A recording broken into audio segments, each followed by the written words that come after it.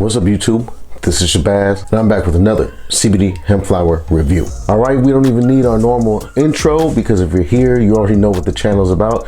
You already know who I am. As the title says, this is our little celebratory video for reaching 5K. We're gonna do a quick little Q&A, and I'm gonna announce a giveaway for y'all. First though, I gotta express my excitement. If you don't know, I love the Rams. I'm a big LA Rams fan. I've been a Rams fan for a long time. I loved them when they were in St. Louis. Love them now that they're back here in LA. We made it. We made it to the Super Bowl. We made it to the Super Bowl here at home. I didn't get to go to the game, unfortunately, but I did go to the parade and the rally afterwards. It was dope. Go Rams. Super Bowl champs right there, baby. Same week we reached 5K. The same week the Rams won the Super Bowl. Coincidence or not, I don't know.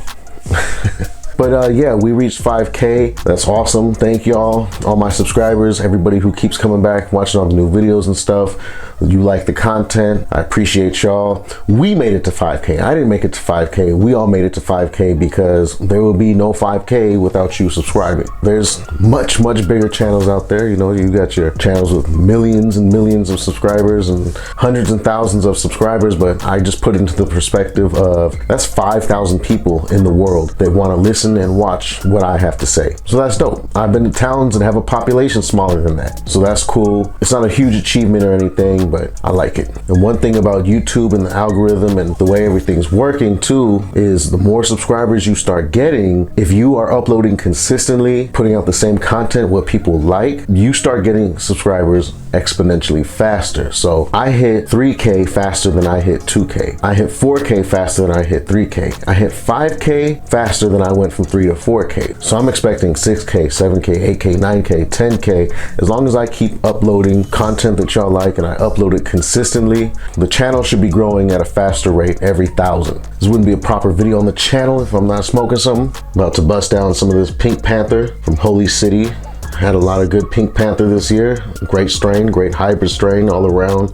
Awesome terp profile. All right, got about a gram packed into my Gandalf. Hold on, let me see. Let me show y'all. This is my White Tree of Gondor Church Warden Gandalf style pipe right here. Another bit of trivia. I'm a huge Lord of the Rings fan, huge Lord of the Rings nerd. Lord of the Rings is one of my favorite things in life. And no, not just the movies, not just the Peter Jackson movies, but all the books, the backstories to it, the creation stories. Tolkien, he just went ham when he created that whole universe. And yeah, before you ask, of course I'm excited about that new Amazon Lord of the Rings series coming out. That's gonna be dope.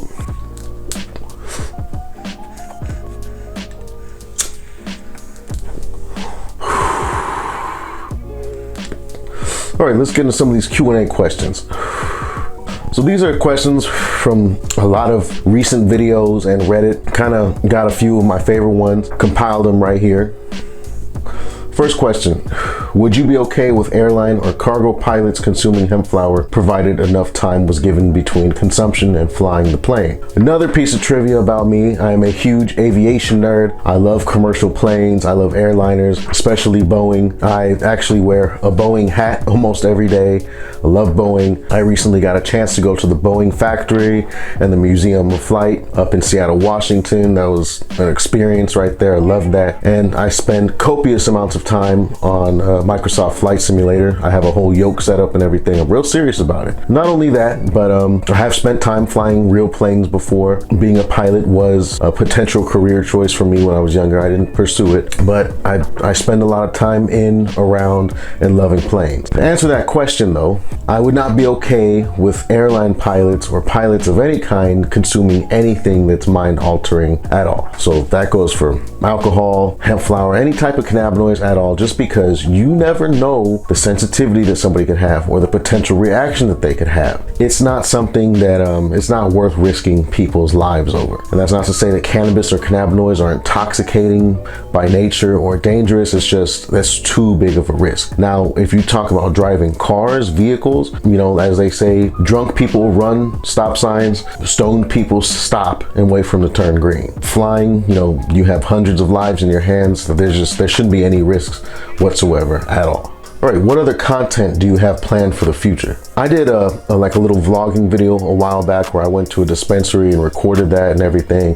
Y'all really seem to like it. I got messages and stuff and comments, and people were like, do more of this. We want to see more of this type of stuff, not just regular flower reviews. So in the near future, I definitely plan on doing a few more of those vlog videos where I take y'all with me in the car, go out into adventure in the city, try to find that flower and bring it back and try it. Also, of course, if I could move into a better place where I could have more room and a better setup and everything, where it would allow me to start growing either outdoors or indoors, definitely start doing some grow diaries, some vlogs, some grow videos detailing and documenting that. I also want to do some collabs like Loner Mob, for example. He's in my same state, but we live in California, which is a really big state, so he is hours away. You know, he might as well be in another state. He's up in Northern California in the Bay Area. I'm down in Southern California, but one day, definitely want to link up, do a little collab video or something. Another type of video I also want to make, and will when I can get an opportunity to, some of these online vendors, I want to go to their facilities where they process, handle, grow, and ship out their flower, and kind of try to give y'all a tour and see, you know, how your flower that you buy, where it goes from sourcing or growing it to putting it on a truck to send to you. All right. What do you think of all these cannabinoids, Delta 6A, 10A, etc., etc.? I'm guessing what they mean by that is, what do I think about all these new minor cannabinoids, alternative cannabinoids, and synthetic cannabinoids? So the term synthetic cannabinoid has a really, really negative connotation because of things like spice and stuff, right? When you have stuff like that that's gotten really bad publicity in the past, that's not really synthetic cannabinoids. Those are just straight up chemicals that somebody made to try and mimic the effects of cannabinoids. As where a synthetic cannabinoid is actually a cannabinoid that shares, you know, molecular structure with other cannabinoids. It's just not naturally occurring in the plant. And there's a big difference between the two. And if we're talking about the former, which is just straight, you know, crazy stuff that somebody cooked up in a lab and sprayed it on some potpourri and people are out jumping off bridges and stuff, of course not. That's garbage. If we're talking about the latter, which as in actual cannabinoids that are just brought out to be more expressed in laboratory conditions, or they have to be brought out by hydrogenation or distillation or stuff like that, if they're safe, if they are the same as other cannabinoids, meaning no negative side effects or interactions or anything, then I think we definitely need to be looking into those, especially from a medicinal point of view. Now, where it gets kind of bad is when things like Delta 8, right, where you have these potentially very useful minor and alternative cannabinoids, like Delta 8 THC was at one point in time. When Delta 8 first came out, that was like the perfect solution for people who use cannabis medicinally, but hemp just wasn't enough, but they still didn't like full-on THC marijuana. Delta 8 was like great for that. But then Delta 8 got flipped and turned out and just went into this legal high thing of, let's spray this on flower, let's make these gummies, let's sell this distillate, and this is a legal way that people can buy THC and get high. And that caused people to take all types of shortcuts, all types of shady stuff behind the scenes, basically black market stuff in a gray market, which of course is why cannabis and all cannabinoids just need to be legalized. Until that happens, I think that all the cannabinoids, like I said, as long as they're not some cannabis-like spice type of stuff, need to be looked into, researched, and developed more. What inspired you to start making these videos? In a shortened way, basically, I started getting anxiety and panic from smoking marijuana in my early 20s. I just couldn't enjoy it anymore. It was too negative. If I took more than a few hits, it was too negative of an experience. And so I started doing research and reading like I do with everything. I read a lot, do a lot of research, do a lot of studying of new things, and I learned about CBD. And we're talking like 2011-ish. You know, this is way before the Farm Bill. This is way before CBD was a trendy thing or anything. This was back when people were first starting to talk about CBD, right? You know, we're talking about the early days when, you know, the dudes in Colorado first made like the Charlotte's Web stuff, the very first high CBD, low THC strains. I started searching for those in my local dispensaries and stuff. I found a few strains, and back then, you know, there was only a couple. You had like the Charlotte strains, Harlequin, ACDC, Canatonic. There was maybe 4 or 5 strains. Sour Tsunami was another one. They were very hard to find. They were very rare, even with cannabis medically legal here at that time. It wasn't yet recreationally legal here. It was medically legal here, but there was, you know, dispensaries on every corner of the street in the city. There's so much cannabis everywhere. Getting cannabis here, especially at that time, was as easy as pumping gas. Like literally, you could just go drive to your nearest major intersection and there's going to be 1, 2, 3 dispensaries guaranteed. Despite that though, high CBD, low THC strains were very hard to find, and I had to really go to some of the more high-end, niche, bougie shops up in Hollywood and the Valley and stuff to find that, where people are genuinely going there for medicinal purposes. They didn't just get a doctor's recommendation so that they could legally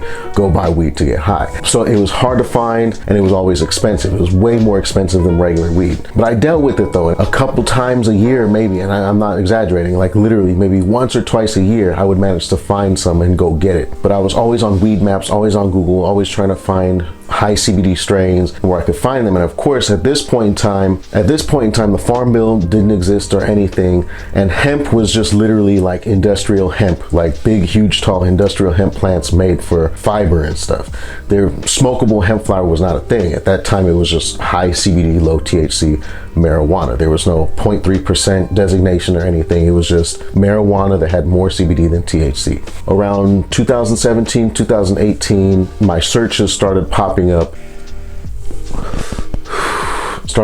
things like hemp flower, CBD flower and stuff, and I started seeing videos on YouTube about places like Tweedle Farms and CBD Hemp Direct. I just remember, I think the very first video I ever saw on YouTube was about CBD Hemp Direct, and for months I watched these videos, and you know, all the people that made those videos back then, they are not active on YouTube or anything anymore. I haven't seen them. Obviously that was like 4 or 5 years ago at this point. Skip forward though, when I finally decided to procure some hemp flower for myself, I was like, you know what, watching these videos on YouTube is what made me learn all about it. The little bit that I knew at that time, they made me discover it, and when I got it, it was an answer to my prayers. I had been looking for this for so long. Cannabis that I could smoke and enjoy without getting panic or anxiety or losing control of my thoughts, and it was so special to me, and I found it because of these videos and stuff, so I wanted to make my own videos so that other people could also find it through my videos, and I hope that that's what has happened. What were some of your struggles when you formerly worked in this industry? So I always talk about how before I got into this whole hemp thing, I worked with marijuana. Like I said, I legally and illegally sold, grew, did all types of stuff, marijuana. Like I said, back before it was recreational, it was just medicinally. I had, you know, a doctor's recommendation. I had a whole little collective. I grew from time to time. I had to deal with the stress of that, of trying to grow on other people's property and stuff, and hoping that people wouldn't trip, you know, being young, trying to grow indoors with stuff from Home Depot, not knowing what I was doing. I'll be honest with you though, my biggest struggle in the marijuana industry ever though, when California became recreationally legal, at that point in time, I had gone back to just trapping weed, right? I was just selling. I had some sources from people who grew indoors locally and some good outdoor stuff from up Northern California, Humboldt County, Mendocino County and stuff like that. I was just buying in bulk and I was just selling it, you know, eighths, quarters, half ounces, whatever you needed. And so I was trapping again. Weed here became recreationally legal, meaning that you didn't have to have a doctor's recommendation, a medical marijuana card to go to a dispensary and buy weed. And even though there was nothing stopping anybody from getting it, when it was just medicinal, all you had to do was just go to one of these many little doctor shops and pay between like $20 and $40, and they just write you a doctor's recommendation, and that was it. And you didn't have to have any real legitimate reason. There was nothing stopping anybody from procuring weed legally then, but people were paranoid that if they got that it would show up when they applied for jobs and stuff. And of course that was never true. And I would always tell people, like, there's no record, there's no database that's showing, like, that was considered like kind of like your health records and stuff. No job can access that. The state can't access that, nothing, because it didn't go back to any database. Individual doctor's office were writing these documents, and they did not have to report back to any central location or anything. So, but anyways, people were just paranoid, right? When they didn't have to do that no more, weed became legal. The black market was just done, because there was no need for anybody to buy weed off the streets anymore at all, when you could just walk into a dispensary and buy what you want with your ID. So that sucked. That was a struggle, and I took that and I started then working for some big, you know, legal recreational marijuana companies here in California, being a brand ambassador and doing social media and stuff like that. What has been the most difficult time for you in life? That's a deep question. I would probably say the last 5 years of my life have been the most difficult time for me, just overall. A lot of negativity, man. I've gone through a lot, been through a lot of stress, went through trauma, anywhere from my niece passed away, severe relationship issues with being able to access my children, family illness, just the last 5-6 years of my life have been very tumultuous. They've been very up and down, gone through a lot of stress. But here's my key to that all, man, is just whatever positivity you have in life. You could be going through a whole lot of stuff. You could experience homelessness, poverty, death, trauma, betrayal, whatever it be. There's nothing you can do about it once it's already happened. But what you can do is release all of the negativity that you possibly can, and whatever joy, whatever positivity you still do have in life, embrace that as much as you can. And I've really been doing that. And definitely the whole hemp world, making these videos, participating in the community and everything, that is definitely a positivity that I latch onto and use to, give myself something useful and constructive to do that kind of takes away from the stress that's going on in the background. How old were you when you first smoked? I was probably about 15 years old, probably a freshman in high school. Yeah, I was a freshman in high school. I remember the first time I ever got high, smoking some swag, some, seeded up Mexican stuff up in Illinois. Yeah, I got high though. Yeah, I was 15 first time I smoked. What do you look forward to most in your future? What I most look forward to in my future personally is just seeing how my kids grow up and turn out. Because when you get older, I'm in my 30s now, time goes by so fast and you stop looking forward to anything in the future and you start holding on to the past. I've definitely reached that stage. I want to go back. Fuck the future. I'm trying to go back. But unfortunately, you can't. So I'm not looking forward to time passing by. I'm not looking forward to the future. But one thing that brings me peace and everything is I have children, and I can't wait to see what type of adults, what type of citizens they grow up to be, and what type of relationship I have with them as adults. What is one of your goals? One goal I have for myself for sure is to travel to Europe and Africa sometime, hopefully within the next 10 years. Because definitely traveling is one thing you can do to enrich your life. You could spend money traveling and you might be broke afterwards, but you will never regret spending money on traveling. And you might travel somewhere 5 states away. You might not even leave the United States, but if it's somewhere new, it's somewhere you can learn about other people's lives. You could see new things, new environments, new climates, new plants, animals. You're never gonna regret that. I've done a bit of traveling around the United States. I think I've been to maybe 18 states or whatever, but I definitely wanna go. I wanna go see London. I wanna go see West Africa. And obviously sometime in my life, go to Asia. I want to see India, Japan. But I think traveling to London and West Africa is definitely a goal I have for myself. What are some of your fears?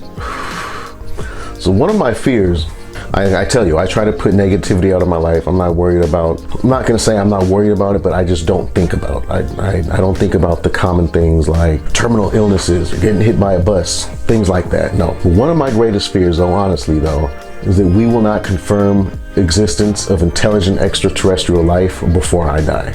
That's one of my fears. I'm so scared that I'll die before we have some sorts of concrete evidence of intelligence somewhere else in the universe, even somewhere else in our own galaxy, because it's there, it exists. The vastness of space, the vastness of the universe is so great that there could be intelligent civilizations relatively next door to us that could have come and gone in the time that the Earth has existed, and we would never know. But the greatest mystery to me in life is, what does other intelligent life look like on other planets? Their gravity, their atmosphere. So many factors go into how a species turns out, and human beings, we are the way we are because we've adapted to our environment, how it is here on Earth, And one thing I just would really love to know is just at least one other place, one other planet. How did the intelligent life on that planet, how did they evolve and adapt to their environment? What type of technology do they have? What is their language like? How do they use mathematics? Things like that. And I'm very scared. One of my fears is definitely dying without ever knowing that. Have you ever considered starting your own cannabis company? Yes. Many times, because I have the connections. I know where to get the best flower from. Obviously, I have a place to market it. I have a platform, I have a voice, I have a reputation. Several times over already, I have seriously considered doing it. Two things have always stopped me though. One is I don't want to risk my reputation, right? I don't ever want to seem biased. I wouldn't want to start my own cannabis company and then sit here and make a video just to tell you about it. Just, hey, go try, this. Obviously, I like the best stuff, so I'm only going to sell you the best stuff type of thing. But I wouldn't want any accusations of me putting down other companies to drive business to my own. I would never do that. If I did start a cannabis company, I would still keep doing these reviews, honest reviews on other companies just the same. That has always held me back, as well as the logistics, man. Real estate, even rental space, commercial space here where I live in Southern California is like sky high expensive. That's one thing that's always stopped me in my tracks when I have really considered doing it. Definitely got a nice buzz going on right now from this Pink Panther. All right, next question. What do I do for a living? What I do for a living, meaning, what puts food on the table, what's the bread and butter. I'm actually a professional tattoo artist. I've been a tattoo artist for 12 years, and I'm also a professional photographer. All the pictures you see when I clip to high resolution images here on my videos, I take all of those images. I'm not getting those from the vendors or anything. I take all of those. But I'm a photographer, as in I do like weddings, maternity photos, family portraits, headshots, things like that, as well as, the bud pictures. Tattoo work and photography is what I do for a living. In your experience overall, have you found outdoor or indoor to be better for effects regardless of bag appeal? So here's a question I get all the time, but just to settle the outdoor versus indoor argument, right? In the marijuana world, indoor flower is going to be the strongest. It's going to be the most potent and have the most effects overall, because in an indoor growing environment, we have been able to get marijuana have THC levels as high as like 37%, right? That's reaching the limit of what is physically possible based on the physical mass of what is there. There's no more space for anything else there, right? With hemp flower though, you're kind of capped. You're capped at a certain amount of THC, and we could keep making CBD get higher and higher and higher. We could get CBD up into the 30s. But all CBD is going to do is going to continuously battle that small amount of THC. There's a perfect kind of ratio of CBD to THC that really gives you the perfect effects, right? So because hemp flower is capped on what is psychoactive, which is the THC, because CBD by itself is not psychoactive, indoor hemp is really all about quality. Indoor hemp is not stronger than outdoor hemp. Now, a lot of people say that they feel like the effects on outdoor hemp flower is stronger, and I always debate that, and I say, no, it's not. What it is you're getting more brain fog. It's a dirtier buzz. Indoor, whatever effects you're getting them very clean, very direct, very forward, whatever it might be. With indoor strains, you get those effects, but you get them very clean with no residual, no dumbness or slowness that goes on afterwards. And with outdoor flower, you get the effects, but you're getting a ton of brain fog with it. And I think that brain fog that you get with outdoor flower leads people to think that the effects on outdoor is stronger. Where do you live? Which state?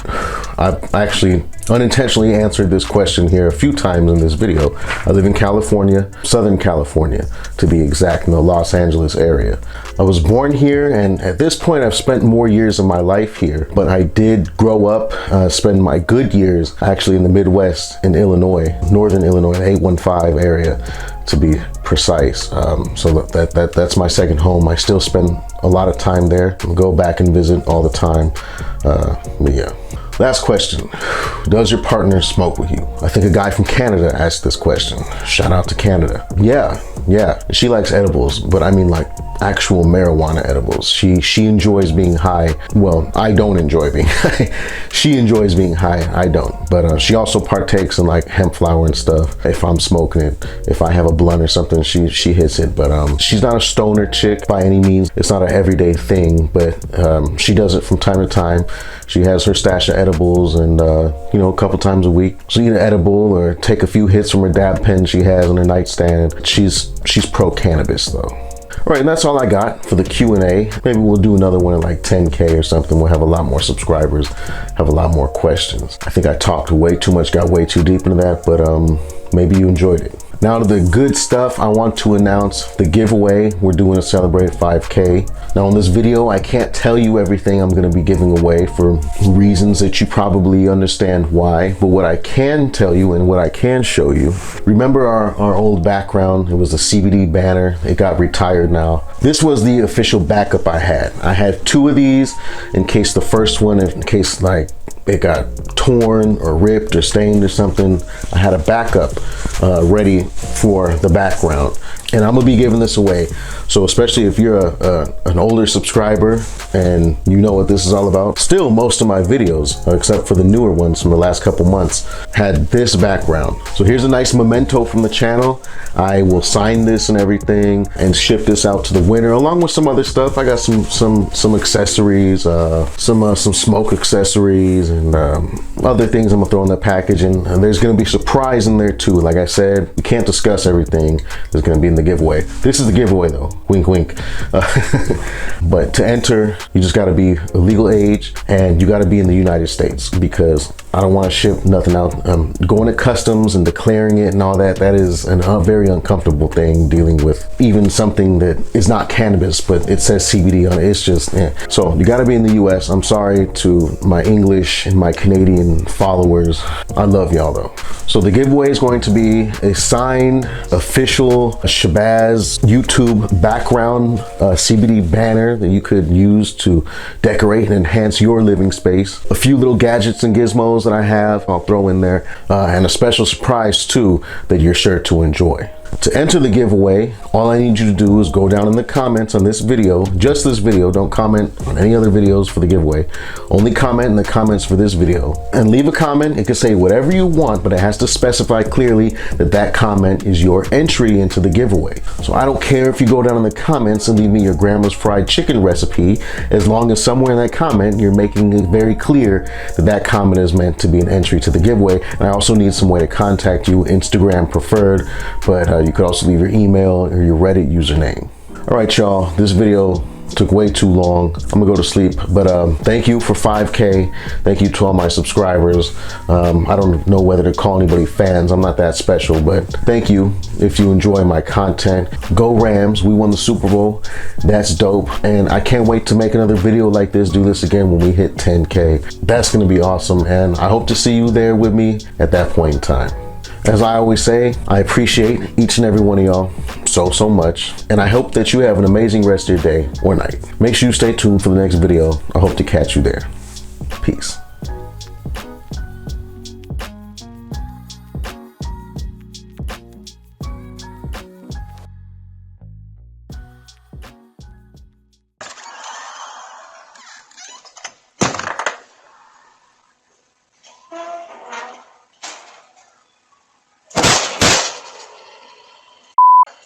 Holy shit. Holy shit.